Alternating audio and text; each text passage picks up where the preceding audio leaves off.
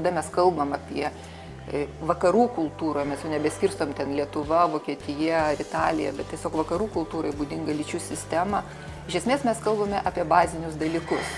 Pati sistema, jinai kažkaip labai ypatingai nesiskiria. Niuansai atsiranda, kada tu galvoji apie tas strategijas, kaip paaiškinti žmonėm ir atskleisti jiem, parodyti, kaip ta ideologija veikia ir kaip jie yra įtraukiami arba jie turi kažkokių tai pasiekmių, sakykime, negatyvių. Ir moteris, ir vyrai mes mokam savo kainą už tai, kad gyvename toje patriarchališkoje sistemoje.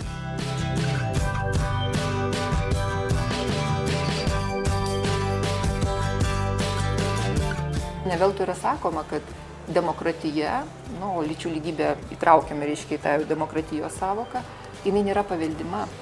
Todėl kiekviena karta turi išsikovoti savo demokratiją, savo lyčių lygybę, savo teisę gyventi lygiavertėje visuomenėje. Dėl tai yra nuolatinis toksai procesas.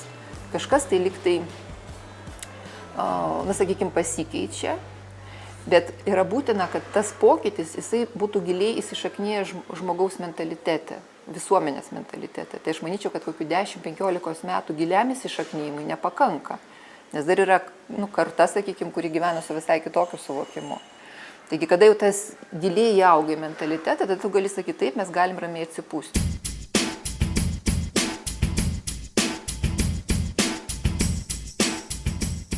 Kiek gali vienas žmogus? Numatyti ir daug, ir nelabai daug.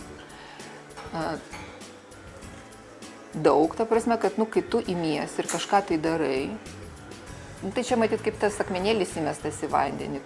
Pats akmenėlis jis yra nedidelis, bet jisai sukelia tokius ratus ir kažkas išjuda, kažkas tai galbūt būna įkvėptas to, ką tu pasakai. Sakykime, tu išdrįsai įvardinti kitokią moterišką patirtį, negu yra įprasta viešajam diskurse. Ir kažkas išgirdo ir pagalvoja, taip, bet mano patirtis yra lygiai tokia pati. Ir pasirodo, kad tų tokių netitinkančių tos normos, tai vadinamos yra žymiai daugiau negu taip, kaip mes galvojam, ir tada žmonės tarsi išdrįsta, jie pradeda judėti ir tas judėjimas aplinkui prasideda. Tai ta prasme aš iš tikrųjų labai raginčiau visas moteris, apskritai visus žmonės, kurie susiduria su kažkokia neteisybė, tikėti, kad galima keisti.